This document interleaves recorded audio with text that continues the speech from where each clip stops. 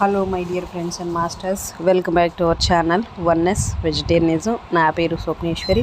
ముందుగా మనందరి గురువు అయిన డాక్టర్ బ్రహ్మర్షి పితామహ పత్రి సార్కి నా యొక్క అనంతకోటి ఆత్మ ప్రణామాలు. సత్యలోకవాసులకి, దివ్యలోకవాసులకి, మహాకర్ణలోకవాసులకి, నక్షత్రలోకవాసులకి, ఏంజల్స్కి, మహావతార్ బాబాజీకి, బుద్ధ భగవానుడికి, తండ్రి రామ్తా తండ్రికి, సదానంద యోగి మహారాజ్కి, మైకేల్ బాబాయికి, యూనివర్స్ నా కోసమై పంపిన తల్లి నితిక ఏంజల్ తల్లికి, అలాగే మాస్టర్ సివివి నమస్కారం, మాస్టర్ సివివి నమస్కారం, మాస్టర్ సివివి నమస్కారం, తాతగారికి నమస్కారం, తాతగారికి నమస్కారం, తాతగారికి నమస్కారం. Thank you, thank you, thank you. మరి రోజులాగానే ఈరోజు మరింత జ్ఞానాన్ని విజ్ఞానాన్ని షేర్ చేయడానికి శాంత మేడంకి వెల్కమ్ చేద్దాం. Madam welcome. Madam welcome to our session. Madam over to you madam. Shanta madam. Thank you madam. Thank you. ముందుగా మన గురువు గారైన బ్రహ్మర్షి పితామహ పత్రి సార్ గారికి, స్వర్ణమాల పత్రి మేడం గారికి అనంత కోటి ఆత్మ ప్రణామాలు, కృతజ్ఞతలు తెలియజేసుకుంటూ విశ్వంలోని గురువులందరికీ కూడా ఆత్మ ప్రణామాలు, అలాగే సాదరంగా ఈ సెషన్ కి ఆహ్వానించుకుంటున్నాం గురువులందరినీ కూడా. ఆ స్వయానికి, ఈ వర్తమాన క్షణానికి, ఈ వర్తమాన క్షణంలోని విశ్వానికి కూడా ఆత్మ ప్రణామాలు, కృతజ్ఞతలు తెలియజేసుకుంటూ వెన్నెస్ వెజిటేరియనిజం టీవీ వ్యవస్థాపకులైన స్వప్నేశ్వర్ మేడం గారికి నా అనంతకోటి ఆత్మ ప్రణామాలు, రామ్తా మాస్టర్ గారికి, మాస్టర్ సివివి నమస్కారం, మాస్టర్ సివివి నమస్కారం, మాస్టర్ సివివి నమస్కారం తెలియజేసుకుంటాను. Thank you. నాకు సహకరిస్తున్న నా కుటుంబ సభ్యులకు, నాకు జన్మనిచ్చిన తల్లిదండ్రులకు కూడా ఆత్మ ప్రణామాలు, కృతజ్ఞతలు తెలియజేసుకుంటూ ఈరోజు కుండలిని రహస్యం అన్న శ్రీదేవి గారి పుస్తకం చెప్పుకుంటున్నాము. Thank you. సహకరిస్తున్న మీ అందరికీ కూడా నా ఆత్మ ప్రణామం, కృతజ్ఞతలు. మేడం ఫ్యాన్ సౌండ్ ఉందా కొంచెం? అవును మేడం. ఓకే, వినపడుతుందా మేడం? సౌండ్ వస్తుందా మీకు? కొంచెం అనిపిస్తుంది మేడం, ఏందో ఆగి వచ్చినట్లుగా కొంచెం. ఏం లేదు, కంటిన్యూగానే వస్తుంది. అందుకే మీకు కొంచెం మరి ఇబ్బంది ఉందంటే ఫోన్ వేరే దగ్గర పెడతాను. లేదు, నా అంత మరీ ఇబ్బందికరంగా ఏం లేదులేండి. ఓకే. మీకు అంత మరీ ఫ్యాన్ వేసుకునేంతే ఉంటుందా మేడం ఇప్పుడు కూడా? అవును మేడం. ఓకే. ఇక్కడ మొన్నటి రోజు ఏమని చెప్పుకున్నా అంటే, మూలాధారైక నిలయ బ్రహ్మగ్రంథి విభేదిని అని శృతి వాక్యము. అంటే బ్రహ్మగ్రంథిని ఛేదించవలను, విష్ణు గ్రంథిని ఛేదించవలను, రుద్ర గ్రంథిని ఛేదించుట అనే దాని గురించి ఇచ్చారు కదా నిక్షిప్తంగా. అంటే మూలాధారంలో బ్రహ్మగ్రంథి ఎక్కడ, మూలాధారంలో నిక్షిప్తంగా ఉన్న కుండలిని శక్తి తన క్షేత్రంను వదిలి బయలుదేరి స్వాదిష్టాన చక్రమును అధిరోహించిన తర్వాత బ్రహ్మగ్రంథి మార్గ మధ్యమున తన ప్రయాణమును ఆటంకపరుస్తూ అడ్డంగా ఉంటుంది. కావున మొదటి గ్రంథి అయిన బ్రహ్మగ్రంథిని కుండలిని శక్తి తన ఉన్నత అధికారములను ఉపయోగించి ఛేదిస్తుంది. మార్గము ఏర్పడుతుంది, ప్రయాణము సులభతరం అవుతుంది. ఈ గ్రంథి కూడా ఒక వజ్రపు గోడ మాదిరి అవరోధం కలిగిస్తుంది. ఈ గ్రంథి బీజము ఐం అనగా బ్రాహ్మి. బ్రహ్మ గ్రంథికి ఐం అనేది బీజాక్షరము. మూలాధారైక నిలయ బ్రహ్మగ్రంథి విభేదిని అనే శృతి వాక్యం విష్ణు గ్రంథి ఛేదించుట ఎట్లంటే, కుండలిని శక్తి ఈ గ్రంథి సమీపమునకు వచ్చి తన అదనపు ఫోర్సును వర్తింపజేసి చొచ్చుకొని బయటకు వచ్చిన తర్వాత నాభి స్థానమందున్న మణిపూరక చక్రస్థానమునకు చేరవలసి ఉన్నది. అదే మాదిరి ఈ భూమికను దాటి హృదయ స్థానమందున్న అనాహత కమలం చేరుకుంటుంది. విష్ణు గ్రంథి దీని పై భాగము సమీపంలో ఉంటుంది. ఈ గ్రంథి యొక్క బీజం ఈమని అనగా విష్ణుమాయ ఆవరించి ఉంటుంది. మణిపూరాంత రుదిత రుద్ర విష్ణు గ్రంథి విభేదిని. ఈ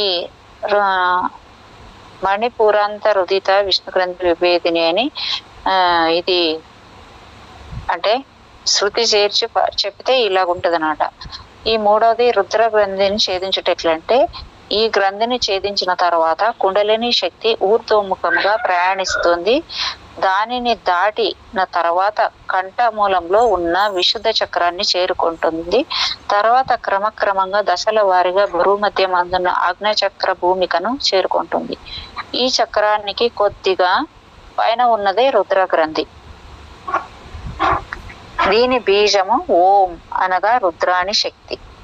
ఈ ప్రకారము గ్రంథులను దాటి చివరి బిందువు చేరి సహస్రార కమలంలోని పరమ గురువు పరబ్రహ్మతో కలిసిపోతుంది. ఈ కుండలిని శక్తి దీనిని సాధించుటయే కుండలిని యోగధ్యేయం అభ్యాసం, శివశక్తి యోగము.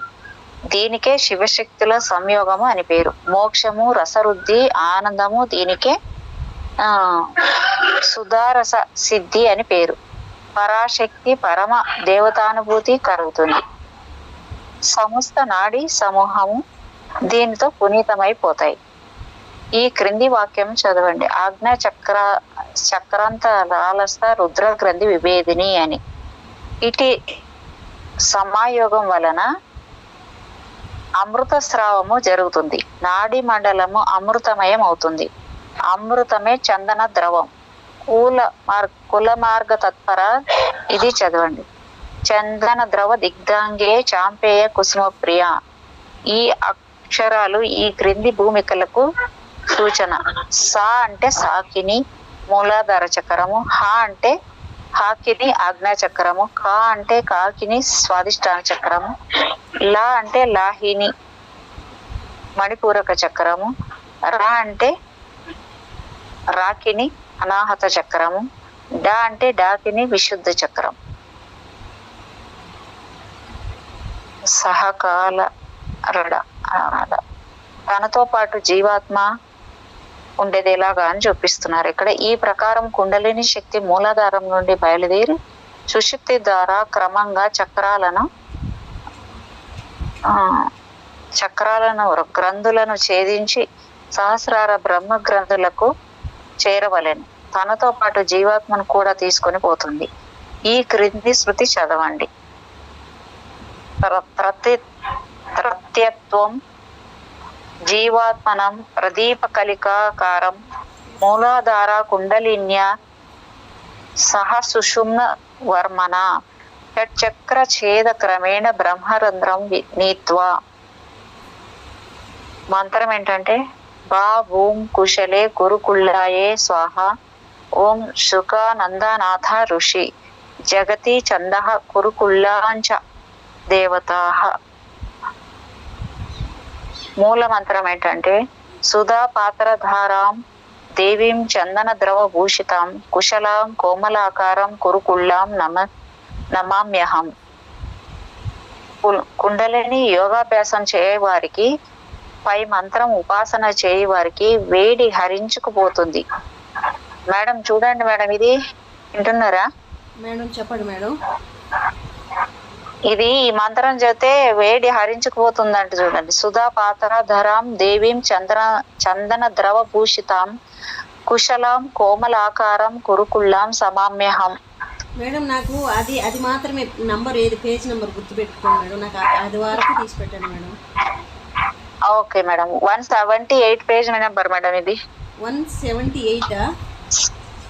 ఫస్ట్ స్టార్టింగ్ లోనే ఉంది 178 లో. ఓకే ఓకే పెట్టండి. ఓకే పెడతాను. పెట్టి నెంబర్ రాసుకుంటాను మేడం, మళ్ళీ మర్చిపోతాను. ఒక నిమిషం. 178. ఓకే. కుండలిని యోగాభ్యాసం చేయి వారికి, పై మంత్రం ఉపాసన చేయి వారికి వేడి హరించుకుపోతుంది. శరీరం అంతా శక్తి ప్రసరిస్తుంది. షట్ చక్రాలలో ఎలాంటి ఆటంకాలు అవరోధాలు ఉండినా ఈ మంత్రం వాటిని నిర్మూలిస్తుంది. శక్తిని సమానంగా శరీర పర్యంతం ప్రసరింపజేస్తుందంట మేడం. మేడం చెప్పండి మేడం. ఇది ఈ మంత్రం చెప్పడం వల్ల శరీరం అంతా శక్తి ప్రసరిస్తుందంట. షట్ చక్రాలలో ఎలాంటి ఆటంకాలు అవరోధాలు ఉండినా కూడా ఈ మంత్రం వాటిని నిర్మూలిస్తుందంట. శక్తిని సమానంగా శరీరం పర్యంతము ప్రసరింపజేస్తుందంట. అదే కావాల్సింది కదా మనకి. మేడం గుర్తుపెట్టుకొని దీన్ని ఒకటి ఫోటో తీసి పెట్టుకోవాలి మేడం పక్కకి. రాసి పెట్టుకున్నా. ఓకే. పై 3 గ్రంథులకు సంబంధించిన బీజాలు బం, ఈం, ఔం అను సంపుటంతో ద్వాదశార్థ అను దేవతా మంత్రం అది. హసకల రడైం, హసకల రడైం, హసకల రడై రెడ్ హ డైమ్ డీమ్ డ అనేదంట మేడం ఇది మంత్రం. ఇంకొకటి కుండలిని ఆశ్రయించిన నాడులు ఏంటంటే మధ్యస్థ కుండలిని ఆశ్రయించిన 14 నాడులు ముఖ్యమైనవి ఉన్నాయి. వాటి పేర్లు సుషుమ్న, ఇడ, పింగళ, కుహు, సరస్వతి, యశస్విని, పౌష, విశ్వోదర, వరుణ, హస్తిజిహ్వ, పయస్విని, శంకిని, గాంధారి, ఆలంబున. ఈ నాడులన్నీ కూడా వీటికి సంబంధించినవి మేడం. కుండలిని ఆశ్రయించినవి ఇవన్నీ 14 నాడులు ముఖ్యమైనవి. అవి ఎక్కడ ఉన్నది క్రింది వివరించబడినాయి. సుషుమ్నకి ఎడమ ప్రక్కన ఇడ, సుషుమ్నకి కుడివైపు పింగళ, కుహుం సరస్వతి సుషుమ్నకు ప్రక్కల ఉంది. గాంధారి హస్తజిహ్వ ఇడకు ముందు వెనక ఉన్నది. పూష యశస్విని పింగళకు వెనక ముందు ఉన్నది. కుహుకు హస్తి జిహ్వకు మధ్య. మేడం హస్తి జిహ్వ అంటే ఏంటి మేడం? మేడం నాకు విన్నట్టుంది కానీ పూర్తిగా గుర్తులేదు మేడం. ఈ జిహ్వ అంటే నాలుక కదా మేడం? అది గుర్తులేదు మేడం నాకు. జిహ్వకు మధ్య విశ్వోదర నాడి ఉన్నది. పూషకు సరస్వతికి మధ్య యశస్వి ఉన్నది. గాంధారికి సరస్వతికి మధ్యలో శంకిని ఉన్నది. కంఠ మధ్యలో గతమై పాయు పర్వంతం అలంబుస నాడి ఉన్నది. సుషుమ్నకు రాకముందు భాగమున కుహు ఉన్నది. ఇది క్రిందకు పైకి నాసాపుటము వరకు ఉన్నది. ఇడ ఎడమ వాసాంతమున ఉన్నది. యశస్విని ఎడమ పాదాంగుష్టాన అంతమున ఉన్నది. పూష పింగళకు ఎడమ కంటి వద్ద ఉన్నది. పయస్విని కుడి చెవి వరకు ఉన్నది. సరస్వతి ఊర్ధ్వముఖంగా జిహ్వాంతం వరకు ఉన్నది. హస్తి జిహ్వ ఎడమ పాదాంగుష్టాంతమున ఉన్నది. శంకిని నాడి కుడి చెవి వరకు ఉంది. గాంధార ఎడమ నేత్రాంతం వరకు ఉన్నది. ఇందులో సుషుమ్న విశ్వోదర మోక్ష మార్గమును సూచిస్తాయని రహస్యము శాండిల్యోపనిషత్తులో నిశ్చితంగా ఉంది. ఇడానాడి మూలాధారంనకు ఎడమ ప్రక్క బయలుదేరుతుంది. ఎడమ ప్రక్క పుట్టి బయలుదేరుతుంది. గడియారం స్ప్రింగ్ లాగా ఒక కేంద్రం నుంచి ఎడతెగకుండా చుట్టగా చుట్టి వెన్నెముక దగ్గరకు ప్రాకి ఉంటుంది. ఈ నాడి ఆజ్ఞా చక్రము ఎడమ ప్రక్క ముగుస్తుంది. ఇడానాడి ఉదాసీనమైనది, చురుకుగా లేనిది. జడమైనది. ఇది మనస్సును ఆలోచనలను అంతర్ముఖం చేస్తుంది. సాధకుడు అంతర్ముఖుడు అవుతాడు. ఈ నాడి స్త్రీలింగ సంబంధమైనది, స్త్రీతత్వ సహజమైనది. దీనికి చంద్రనాడి అని పేరు. ఇడనాడి ఎడమ నాసిక రంధ్రం ద్వారా ప్రవహిస్తుంది. ఇది శీతల లక్షణం కలిగి ఉంటుంది. వాడిపోయిన రంగు కలది. శక్తి రూపం. దీనికి అధిదేవత విష్ణువు. సుషుమ్నకు ఎడమ వైపు ఉంటుంది. ఎడమ నాసిక యందు వ్యాపించి ఉంటుంది. ఇడనాడిచే వాయువును పూరించి ఉదరమున జ్వాలతో కూడిన అగ్నిమండలమును ధ్యానించవలెను. నాడి అయిన ఇడ ఎముకకు లింకు కలిగి ఉంది. మూలాధార క్షేత్రము ప్రారంభపు బిందువు. భౌతిక శరీరమునకు ఎడమ ప్రక్క దీని స్థానము. ఈ స్థానమందే కుండలిని చైతన్యము చుట్టగా బీజ మూలమున చుట్టుకొని ఉంది. బీజ సంబంధమైన అంతఃకరణ ప్రవృత్తి లేదా ఇంద్రియావయవ భాగము కామమును కలిగిస్తుంది. నాణ్యమైన దివ్య దృష్టి కలవారు అనుభవంతో 7 దళముల లోటస్ ను చూడవచ్చు. సహస్రార సరిహద్దులను కూడా ఇది కలుపుతుంది. ఇడానాడి ఎడమ బిందువు నుండి ప్రారంభమై ఊర్ధ్వముఖంగా ప్రయాణించి ఎడమ వైపు ముక్కు రంధ్రంలో సమాప్తమవుతుంది. దీని శక్తి ప్రవాహము పైకి పోతుంది. ఇడ వెన్నుపాముకు బయట మూలాధార చక్రానికి ఉన్న త్రికోణానికి ఎడమ వైపున మొదలవుతుంది.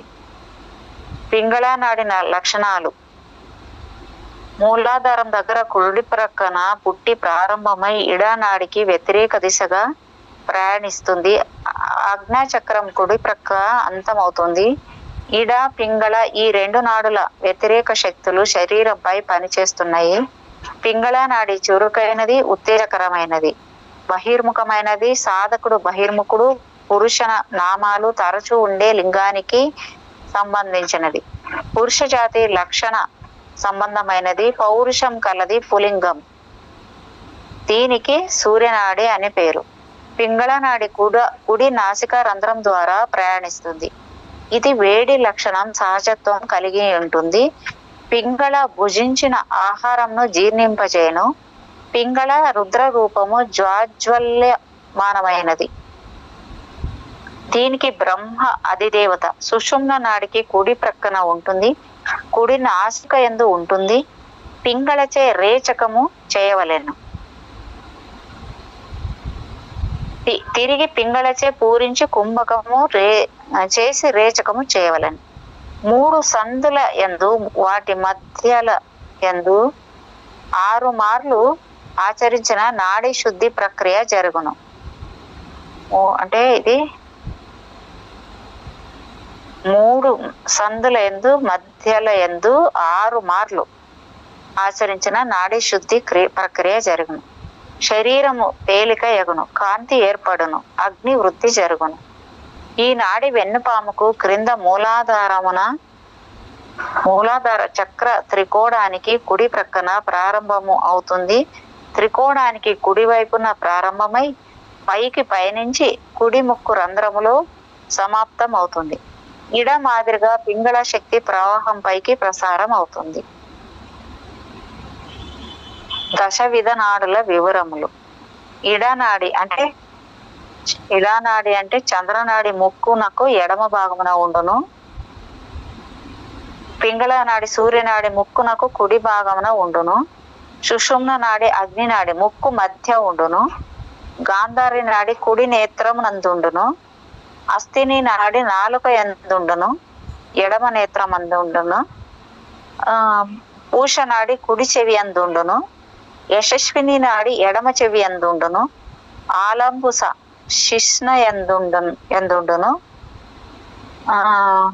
లకుహ నాడి గుదస్థానమునందుండును. శంకిని నాడి నాభి స్థానమునందుండును. శరీరం నందు మగ్న తంత్రువులు అంటే దాదాపు 700 కలువంట ఈ నాడులన్నీ. ఈ విధంగా అనేకమైన నాడులు ఒక్క చోట ప్రారంభమై శాఖలుగా శరీరం అంతా వ్యాపించి ఉన్నాయి. ఎవరైతే వాయువును అభ్యసించుచున్నారో వారు జఠరాగ్నిలో కుండలిని శక్తిని మేల్కొల్పి ఆ వాయువును సుషుమ్న యందు ప్రవేశింపజేయుదురు. వాయువును సుషుమ్న యందు ప్రవేశింపజేయుటకు దీనిని అభ్యాసం చేయవలెను. ఇడనాడి చంద్రుడు, పింగళ నాడి సూర్యుడు, త్రికూటమున నిల్చుట కుంభకమందు. ఇడనాడి కైలాసగిరి, కుంభక నాడి మహామేరువు, పూరకము తెలుపు. ఇడనాడి గంగ, పింగళ నాడి యమున, కుంభనాడి సరస్వతి, పింగళ నాడి మందగిరి. రేచకము ఎరుపు, కుంభకము నలుపు. నాడి సమూహములు ఎక్కడైతే అనేక రకములైన నరములు, దమనులు, సిరలు ఒకదానికొకటి చిక్కుగా కలిపినట్లుగా గుంపులుగా పేలిక పెట్టినట్లు అల్లుకొని కలిసి ఉండునో ఆ కేంద్రమునకు నరాల సమూహము అని పేరు. వైద్య శాస్త్రమునకు తెలిసిన అట్టి నరాల సమూహమునకు సంబంధించిన భౌతిక పదార్థములు అనేకములు కలవు. అవి ఏంటంటే కంఠ సంబంధమైనవి, చేతికి సంబంధించినవి, అనుత్రికము వెన్నెముక చివరి త్రికోణాకారపు చిన్న ఎముకకు సంబంధించినవి. హృదయ సంబంధమైనవి, హృదయ కుహరానికి సంబంధించినవి,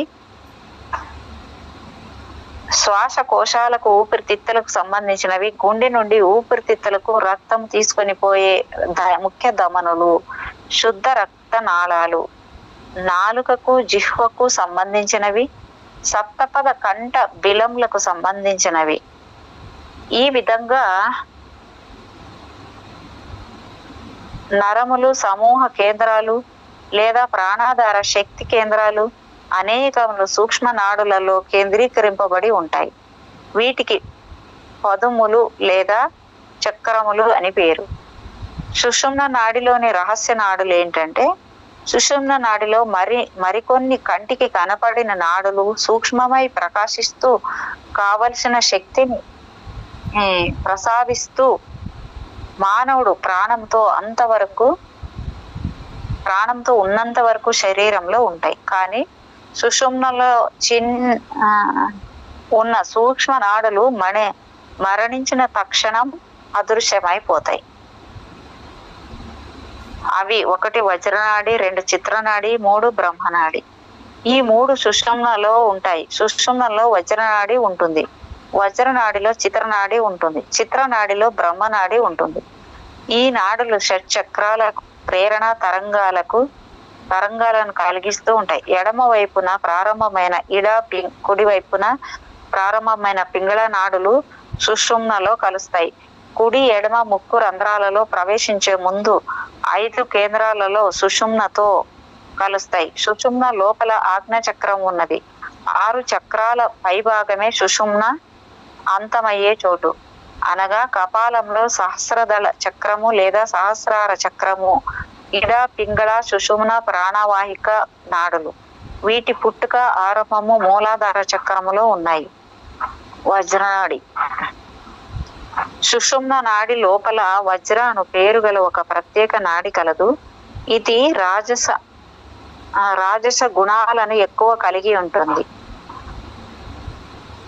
ఇంద్రియ వాంఛ, లైంగిక వ్యాపారము పట్ల ప్రవృత్తి, కామోద్రేకము, ఉద్రేకపూరితమైన అనుభూతి, కోరికలు కలిగి ఉంటుంది. బ్రహ్మనాడి. చిత్రనాడి లోపల నాణ్యమైన సూక్ష్మ కాలువ ఒకటి ఉంది. ఇదే కేంద్రమైన కాలువ. దీని పేరు బ్రహ్మనాడి. ఎప్పుడైతే కుండలిని ప్రజ్వలిస్తుందో అప్పుడు బ్రహ్మనాడి లేదా కాలువ ద్వారా కుండలిని శక్తి మూలాధార చక్రం నుండి సహస్రారానికి ప్రవహిస్తుంది. చిత్రనాడి యొక్క కేంద్ర భాగపు చివరి అంశమే బ్రహ్మరంధ్రము. బ్రహ్మద్వారమునకు తలుపులు. ఈ ద్వారం ద్వారా కుండలిని శక్తి బ్రహ్మరంధ్రం కేంద్ర స్థానమునకు చేరుతుంది. ఈ విధంగా చిత్రనాడి చిన్న మెదడులోని వెనక భాగంలో కలిసిపోయి ముగుస్తుంది. సాధారణ భావంలో సుషుమ్న నాడియే బ్రహ్మనాడి. ఎందుకనగా బ్రహ్మనాడి సుషుమ్న నాడిలోనే ఉంటుంది. చిత్రనాడిలోని ఈ కాలువను కూడా సుషుమ్న అని పిలుస్తారు.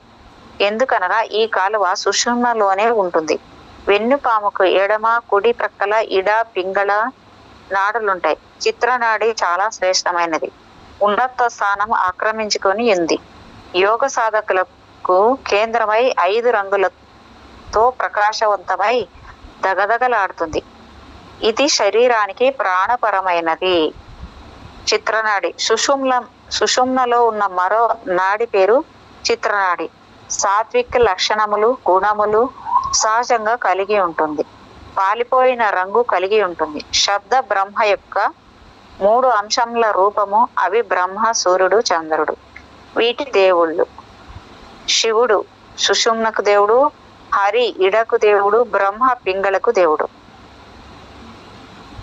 సరస్వతి విరాట్కు దేవుడు, పూష బుద్ధికి దేవుడు, వాయువు వరుణకు దేవుడు, వరుణుడు హస్తి జిహ్వకు దేవుడు, భాస్కరుడు యశస్వినికి దేవుడు, అంబాత్యమైన వరుణుడు ఆలంబనకు దేవుడు, శుత్తు కుహుకు దేవుడు, చంద్రము గాంధారికి దేవుడు, చంద్రుడు శంకినికి దేవుడు, ప్రజాపతి పయస్వినికి దేవుడు, పాపకుడు విశ్వోధరకు దేవుడు. ఏనుగు తొండము సుషుమ్న నాడి. కుండలిని శక్తి ప్రసారమగుటకు రూపొందించబడినదే ఈ పరిశుద్ధమైన సుషుమ్న మార్గము. ఏనుగు తన తొండంతో నీరు త్రాగునట్లు సుషుమ్న నాడి వజ్రనాళముతో వాయువును త్రాగుతుంది.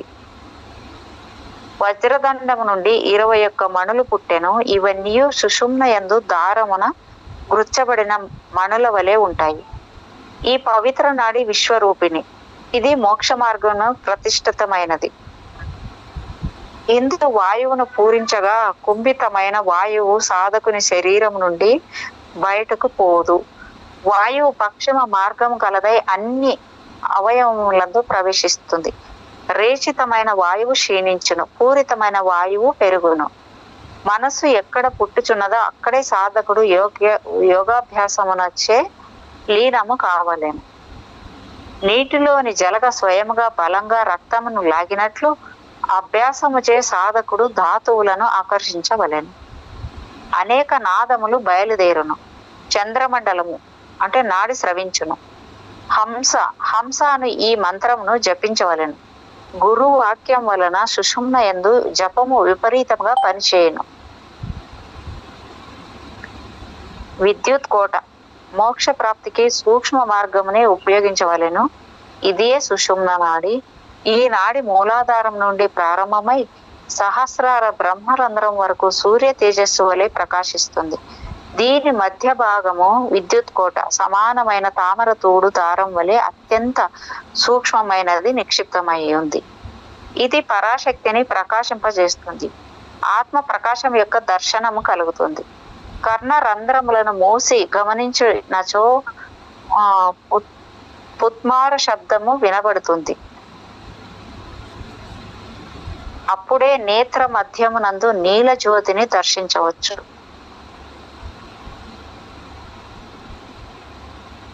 అప్పుడే సాధకుడు స్థిత ప్రజ్ఞత కల మనస్సు అగును. బ్రహ్మసూత్రము ఈ సుషుమ్న నాడి బ్రహ్మమునకు సూత్రమైన మై ఉంది. ఎల్లప్పుడూ పరబ్రహ్మ యందు లీనమై ఉంటుంది. ఈ నాడికి రజస్తమో గుణములు లేనందున దీనికి విరజమ అని పేరు, కైవల్య మార్గం అని నామకరణము. ఈడ పింగళ అను ఈ రెండింటి మధ్య ఎందుగల సుషుమ్న నాడి ఎందే పరమ శ్రేష్టమైన బ్రహ్మస్థానము కలదు. ఈ బ్రహ్మస్థానం నందు పరమాత్మను ఎవరు భిన్నముగా కొనునో అట్టివాడే మహాత్ముడు, వేదార్థవేత్త. యోగ నిర్మల సారమను శక్తిచే నాడి గతమైన ప్రాణ ప్రచారమును ఛేదించవలెను. కేవలం సుషుమ్న నాడి మాత్రం ఛేదించగలదు. ఈ సుషుమ్న నాడి అందే దృజ్మన్నః ప్రాణ ప్రచారం చేయవలెను. కైవల్య స్థానమును పొందుట ఎలాగంటే అనగా మోక్ష క్షేత్రము ఈ విధముగా కపాల కుహరం యొక్క 4వ ద్వారము మధ్యమునందు సమాధి యోగ స్థితిలో జగత్తుచే మరిచిపోతాడు సాధకుడు. ఆ పరమాత్మ సాక్షాత్కారం అనే ఆనంద పరవశుడై అచ్చట సర్వ లోకములను ప్రకాశింపజేస్తాడు.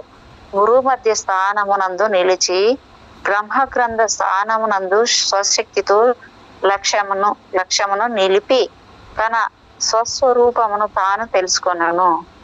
జీవాత్మ పరమాత్మల ఏకరూపము ఇక్కడ అనుభవానికి వస్తుంది, మనోలయం అవుతుంది. ఆ విధముగా అనేక రత్నముల కాంతి వలె శరత్కాల చంద్రిక వలె ప్రకాశించు బిందు రూప మహేశ్వర పదమును పొందును. చివరకు సాయుజ్య మోక్షమునే పొందును. ఏ సాధకుడు ఈ ప్రకారం భగవంతుని తెలుసుకొనిచున్నాడో అట్టివాడు పునరావృత్తి సహితమగు కైవల్యమును పొందును. తామర కాడలోని దారం వలె అతి సూక్ష్మమైనది శిఖజ్వాల. ఇది సూర్య సమానమైనది. శబ్దము దేనియందు లీనమగుచున్నదో అదే పరబ్రహ్మమని చెప్పబడును. అమృతమునందు నివసించును. అవి ముక్త క్షేత్రములు. బృహస్పతి మహర్షి యజ్ఞవల్కుల్యునితో చెప్పిన వాక్యములు ఈ క్రింది విధంగా ఉన్నవి. దేహమే కురుక్షేత్రము, సర్వభూతములకు బ్రహ్మపదము, దేవతల యజ్ఞము దేవయజ్ఞము కనుక ఎక్కడికి వెళ్ళనవసరం లేదు. అవి అవిముక్త క్షేత్రమే కురుక్షేత్రము. దేహము అవిముక్తము కావున అవిముక్తమునే సేవించవలేను. అవిముక్తమును వదలరాదు. సుషుమ్న ద్వారా పరమగతి.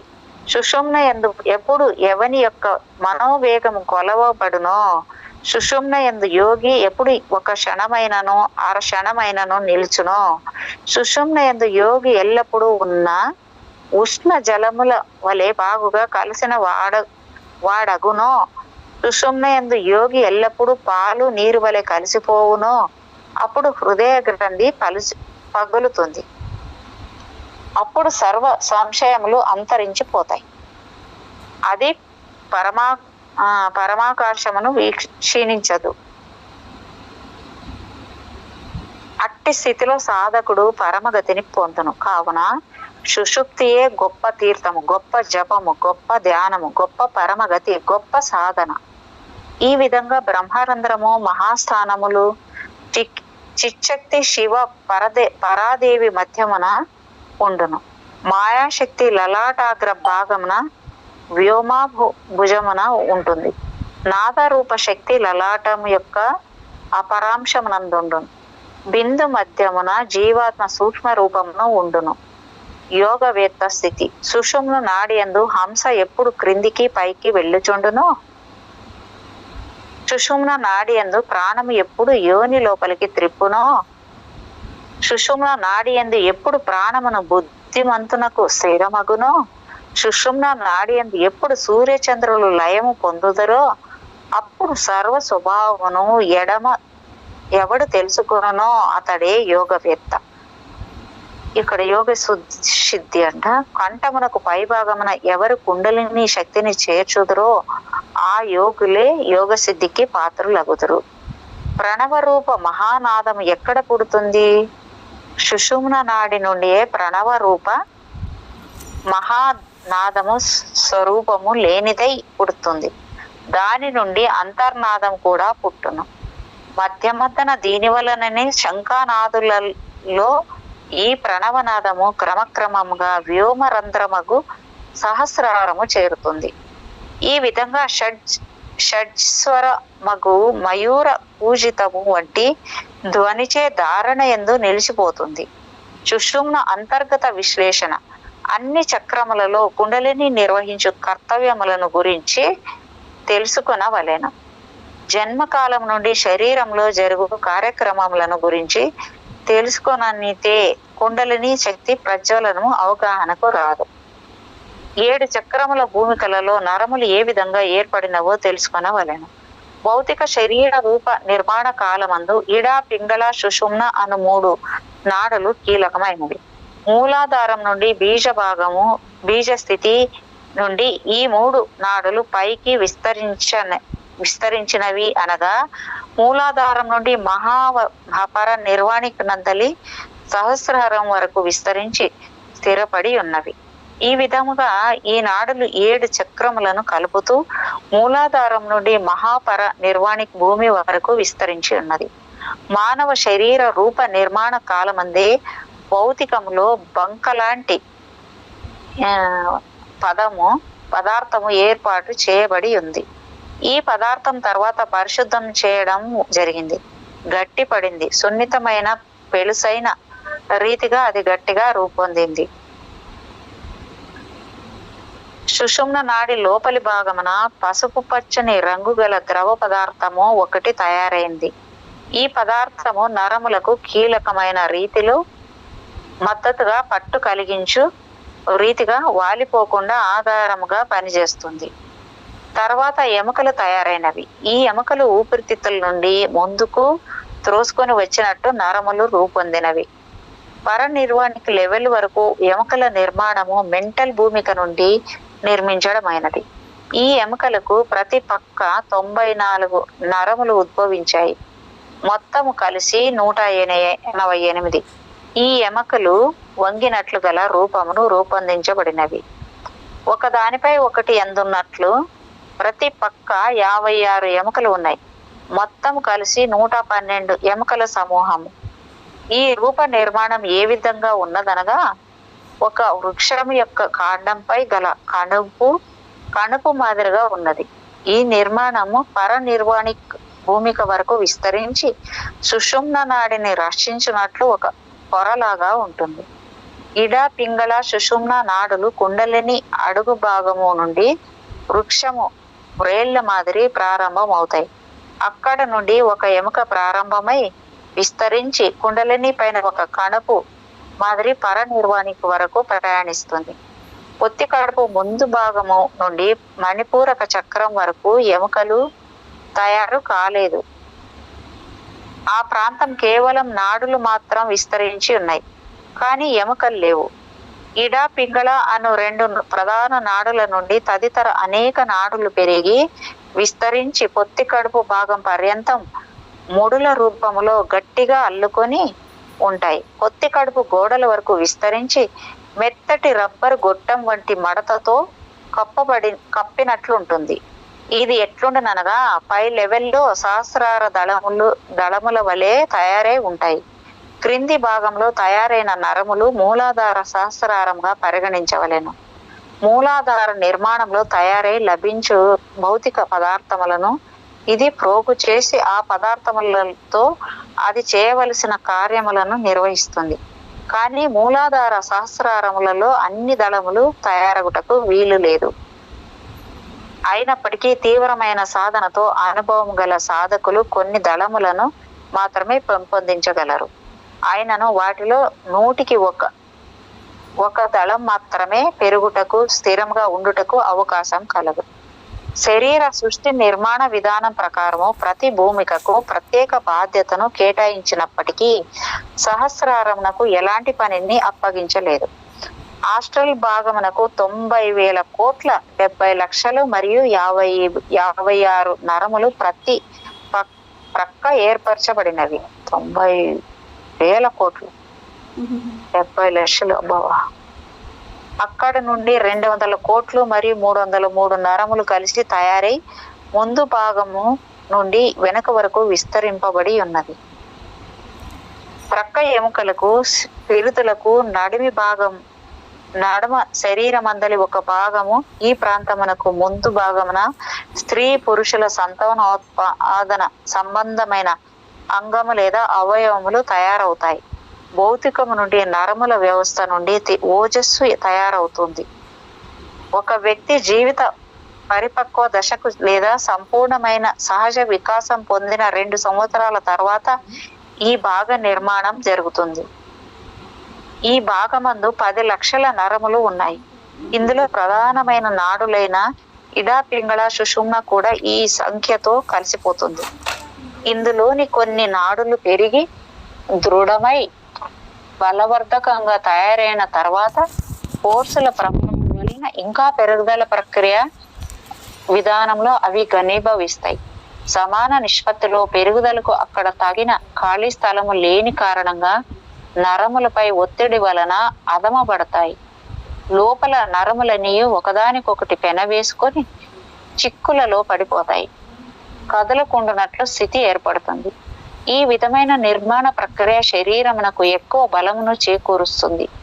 నరముల పెరుగుదల పైకి విస్తరించగా వాటి ఒత్తిడి ప్రభావమును అనుభూతి పొందవచ్చు. ఆలోచన విధానం చురుకై ముందుకు నడిపిస్తుంది. ఈ ఆలోచన పనితీరు అంతరించకుండా నిరంతరము నిరాటంకముగా పనిచేస్తూ చాలా బలోపేతంగా ఉంటుంది. తర్వాత సున్నితమైన ఒక చర్మము ఈ పెరుగుదలపై మూతలగా ఏర్పడుట వలన నరములపై గల ఒత్తిడి ప్రభావం వలన పోగైయున్న చెడు పదార్థములు బయటకు నెట్టివేయబడతాయి. ఈ విధముగా ఫోర్సుల బలవంతం చే కుండలిని క్రింది భాగమున చర్మము 9 మార్లు విడిపోతుంది. సృష్టి నిర్మాణ సమయమునందు కూడా నరముల యొక్క ప్రమేయం లేకుండా గట్టిపడిన సుమారు ఒక సేరు బరువు గల 2 బీజములు తయారవుతాయి. స్త్రీల శరీరమందు ఏ విధముగా అయితే 2 బీజములు తయారవుతాయో అలాగే పురుషుల శరీరమందు కూడా 2 బీజములు తయారయ్యే పద్ధతిలో అమలులో ఉంటుంది. దీనికి ఎడమ ప్రక్క శుద్ధిపరిచిన ఓజస్సు పదార్థం ప్రోగై ఉంటుంది. ఇడా నాడి యందు ఓజస్సు ప్రోగై ఉంటుంది. పింగళ నాడి భాగం నందు మలిన పదార్థాలు ప్రోగై ఉంటాయి. ఈ రెండు నాడుల యందు గల భేదమే మేమనగా పింగళ యందు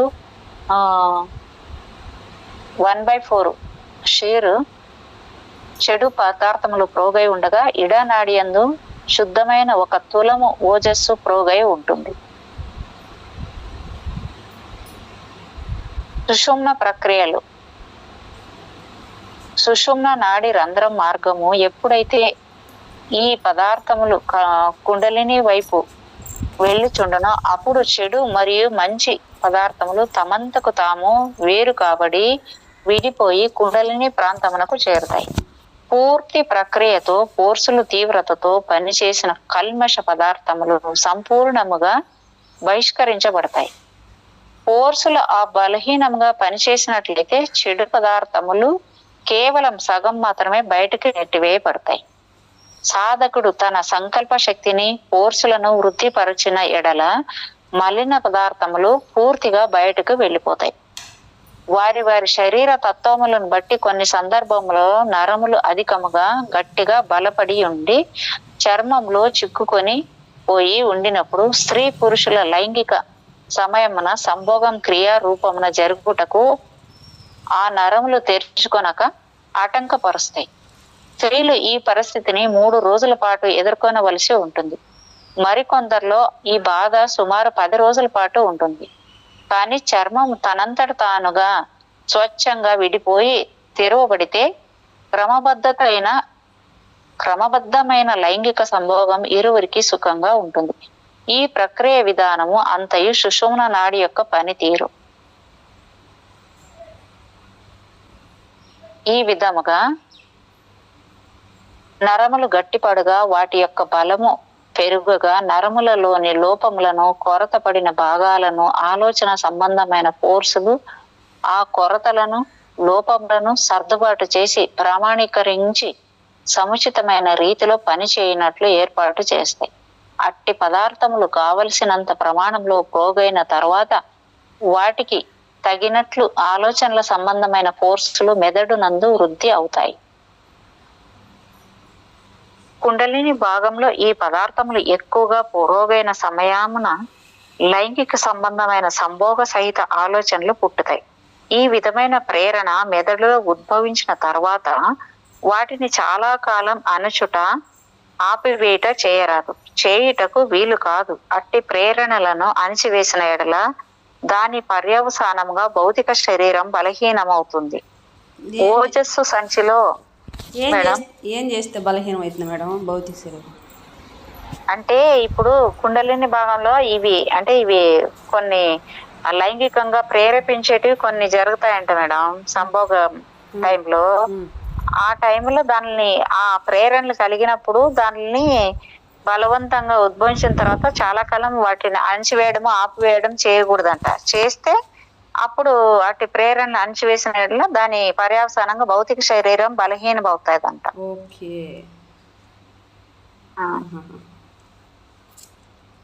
ఓజస్సు సంచిలో వీర్యం నిలువ ఉంటుంది. సంయోగ కాలమందు ఈ వీర్యము సంచి నుండి బయటకు నిష్క్రమిస్తుంది.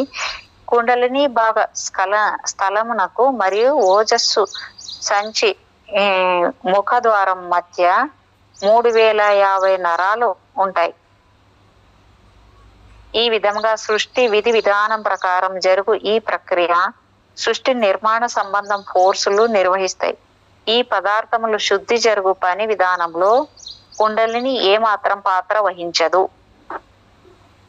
స్త్రీ శరీర రూప నిర్మాణమున వెనక భాగమందు వృత్త రూపంగా 7 పొరలతో మూయబడి ఉంటుంది. ముందు భాగమున 2 పొరలతో మూయబడి ఉంటుంది. పురుషుల యందు సంచి లాంటి బీజము 10 సంవత్సరముల పాటు బహిర్గతం కాదు. క్రింది భాగమున పై భాగమున కంచె లాంటి అవరోధం ఏర్పడి ఆటంకముగా పనిచేస్తుంది. 10 సంవత్సరాల తర్వాత ఈ పదార్థములు ప్రోగు అవుతాయి. ఈ కాలమందు బీజ సంచి దినదినము అభివృద్ధి చెంది దృఢముగా తయారవుతుంది. 12 సంవత్సరాల నుండి 15 సంవత్సరాల వరకు ప్రోగైన పదార్థముల ఆధారముగా వాటి నిష్పత్తితో ఆలోచన ఫోర్సులు పనిచేయుట పెరుగుతోంది. ఈ విధముగా నాడులు కూడా బలపడి దృఢపడతాయి. సహస్రారమునకు క్రింది భాగమున ఆటంకపరచుటకు ఏ విధముగా అయితే కంచె ఏర్పాటు చేయబడి ఉన్నదో ఆ విధంగా మూలాధారమున కూడా 2 కాళ్ళ మధ్య ముందు భాగమున ఆటంకపరచుటకు దట్టమైన కంచెను సృష్టి విధానము ఏర్పాటు చేసి ఉంది. ఈ రకమైన ఆటంకపరచు పొరలను ఆవరణములను శరీరమందు ఒక జిగురు బంక గల ప్రాంతమున సృష్టి ప్రారంభ సమయములోనే ఏర్పాటు చేయబడింది. ఇట్టి జిగురు పదార్థముతోనే ఎముకల గూడు నిర్మించడమైనది. నరములు తయారగుటకు కావలసిన నాణ్యమైన పదార్థము ఈ జిగురు ప్రాంతమున ఏర్పాటై ఉంది. ఈ ప్రకారముగా ఈ 2 రకములైన పదార్థములను ఉపయోగించి తయారు చేయబడినది కావున దీనికి హిప్ బోన్ యొక్క హుక్ రాడ్ అని పేరు. హిప్ అనగా మనుషులలోని తుంటి ఎముక. అది తొడ ఎముక పై భాగము అనగా ఈ ఎముకకు కొంకితో పట్టుకున్నట్లు కొక్కికి తగిలించి కదలకుండా ఉంచుట.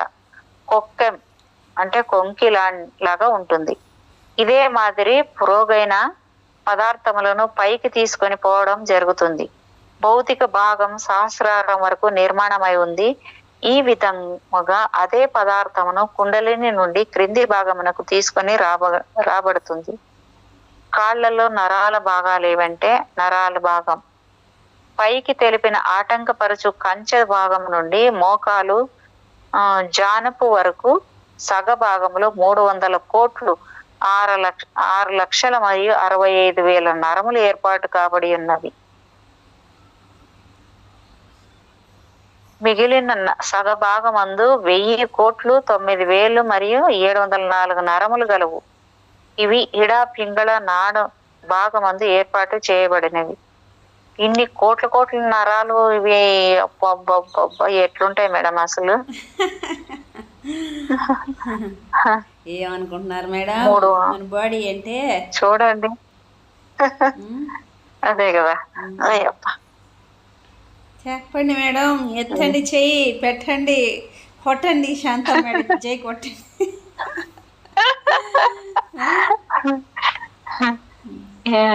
నర ఎముకలు మరణ కాలమున జీవాత్మ పాత శరీరంను వదిలి నూతన శరీరంను ధరించినప్పుడు శరీరమందు కొంత రసాయనిక మార్పు జరుగుతుంది.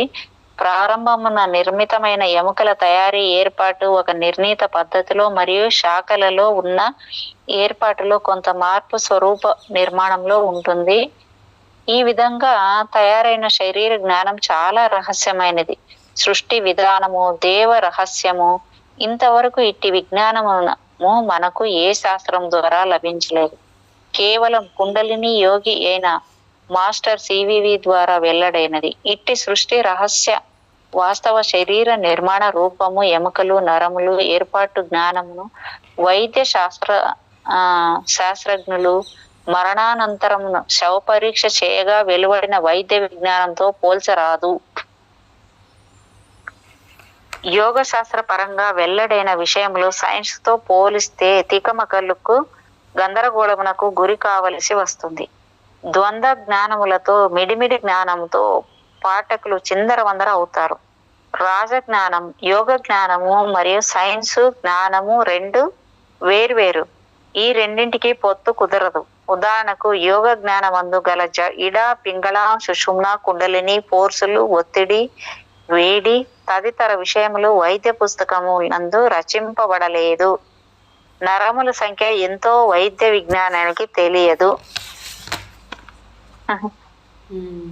అదే మాదిరి మోకాలు, జానువు యొక్క ఎముకలు 86,654 అంట. 4 ప్రక్కల ప్రతి ప్రక్క కలిసి సమేతంగా ఒకే ఎముకలు లాగా కనిపిస్తాయి. ఎముకల లోపల పసుపు పచ్చని రంగు గల జిగురు ద్రవ పదార్థం మాదిరి కనబడు ఒక ద్రవ పదార్థం నిల్వ ఉంది. కుండలిని భాగమునకు దగ్గరగా ప్రోగైన పదార్థం నుండి ఈ ద్రవ పదార్థము కూడా సరఫరా అవుతుంది. ఇక్కడ నుండి 4 ఎముకలు మోకాలు భాగము వరకు విస్తరించి ఉన్నాయి. లోపల 8 ఎముకలు ఉన్నాయి. దాని ముందు భాగమున కీలకమైన ఆధారముగా 4 ఎముకలు ఉన్నాయి. వీటికి అంతర్భాగంన రంధ్రములు కలవు. వీటి నుండి ఈ పసుపు పచ్చని ద్రవ పదార్థము క్రింది ఎముకలకు ప్రసారం అవుతుంది. ఈ క్రింది భాగము కాలిని పాదముతో కలిపే కీలు వరకు పై భాగం వలె అదే సంఖ్య కల ఎముకలు ఉంటాయి. చీలమండ క్రింది భాగము అంటే పాదంపై పై భాగం వరకు 8 నరములు కలవు. మూలాధార భాగము, పొత్తి కడుపు, జీర్ణకోశము ముందు భాగము నందు ఎలాంటి ఎముకలు రూపొందించబడలేదు. ముందు భాగం నుండి వెనుక భాగం వరకు కేవలం నాడలు మాత్రమే విస్తరించి ఉన్నాయి. సుషుమ్న మార్గమున సాధన. ఈ సుషుమ్న నాడిలో ప్రాణములను సాలె పురుగు దారములో సంచరించు రీతిగా సంచరించినట్లు చేయవలెను. ఈ సుషుమ్న మార్గం నుండి ప్రాణములు 3 ప్రత్యాహరించవలెను. ఈ ప్రాణము అంటే దృజ్మనము అంటే ఎర్ర కలువ వలె ప్రకాశించుచుండును. హృదయ కమలమందు వీటిని ప్రత్యాహరించవలెను. తర్వాత దృజ్మనము ప్రాణములను విశుద్ధ చక్రమునకు చేర్చవలెను. ఈ పిమ్మట నిర్మల బుద్ధిని, మనస్సును, దృష్టిని ఆజ్ఞా చక్రమునకు సహస్రారమునకు పూరించవలెను. పుష్పమునకు పరిమళమునకు ఏ రీతిగా అవినాభావ సంబంధం. మేడం ఇప్పుడు మీరు చదివే పేరా అయిపోతే ఆపుతాం మేడం. పేజీ ఎంత మేడం? ఇది కొంచెం నీకు చాప్టర్ అయిపోతుంది ఇక్కడ. అట్లా ఓకే. పుష్పమునకు పరిమళమునకు ఏ రీతిగా అవినాభావ సంబంధం కలదో ఆ రీతి సుషుమ్న నాడియందు దృజ్మన ప్రాణమును తైతిలము ఎల్లప్పుడూ దర్శించవలెను. సూది వలె శరీరమును గ్రహించి సుషుమ్నచే పైకి ప్రయాణిస్తుంది. తాళపు చెవితో తలుపులు తెరిచినట్లు కవాటములను లేవనెత్తవలెను. సాధకుడు పరాశక్తి ప్రసారము చే మోక్ష ద్వారమును తెరవవలెను. ఇక్కడికి 8వ అధ్యాయం అయిపోయింది మేడం. 9వ అధ్యాయం రేపు చేసి చెప్పుకున్నారు. Thank you madam. Okay thank you madam.